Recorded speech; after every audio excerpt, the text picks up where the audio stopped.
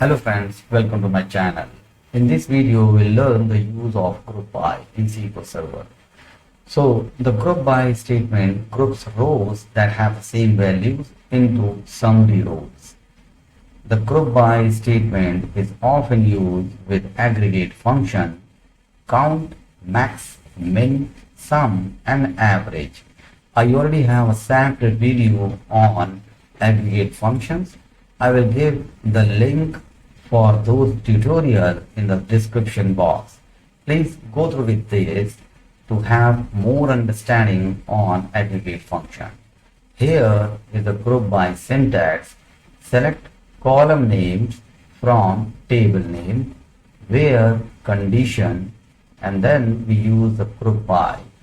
Columns we need to specify here, and then the order by is an optional, so whether we want to show the data in order by or not. So depending on the use we can use. Let's quickly see how we can do it in SQL Server. Let's open SQL Server, select the database, click on new query. We have created multiple tables during SQL Server tutorial. Just drag and drop one of the table, that is customers. Just select a star from customers. Just wanted to see what all data we have. Let's say I want the data from this table to the customers who are belonging to which city. How many customers are belong to which city? So let's do it here, and then the customers, just copy paste this query and we will do the changes in the existing query. Okay, now specify the aggregate function, and we are going to specify on customer ID, and then we want the city as well.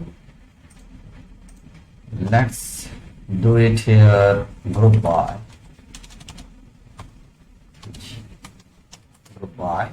and then we need to specify city. So we need to remember that if you specify that aggregate function with a specific column, any column, right? So then you just need to put the columns which are other the result set for this query. So let's say in this case it is city, we need to specify city, and if we are choosing some other column from this table, we need to specify the column name in the group by as well as here. So let's quickly run this query first. We can see that all the customers, customers are belonging to Bellevue, Kanpur, Lucknow, New Delhi, Noida. But here we can see that 3 customers are belonging to Redmond and 1 customer is belonging to Seattle. Let's see whether we are correct or not. Just select both the query and then see the result here. And we can see that Redmond 1, 2, 3, and we got 3, and other are having 1. So this is how we can use count. Let's change it here, and I want the where clause here, and I need the data from this table who is belonging to Redmond. Let's put Redmond. So this will give the result who are only belonging to Redmond. So similarly we can change the city, and this will give us the result. Now quickly see how we can use sum function. So just drag and drop order, one of the table we have.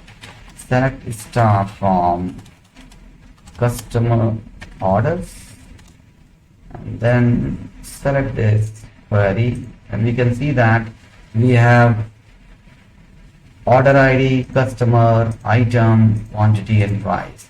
Let's say I want to see the sum of the price who are belonging to customer 1.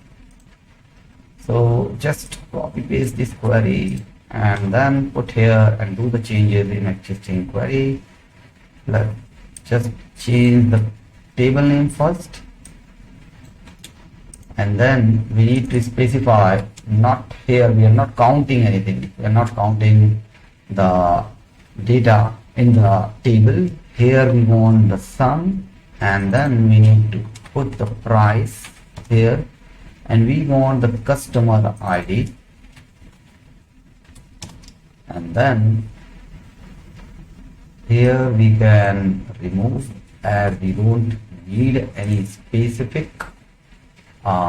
Okay, so let's put one more thing here. Customer ID belongs to 1.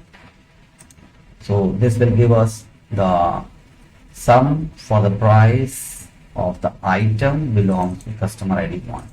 So here we can do one more change here, because we don't have city, we need to put the customer ID. Let's select the query and click on execute.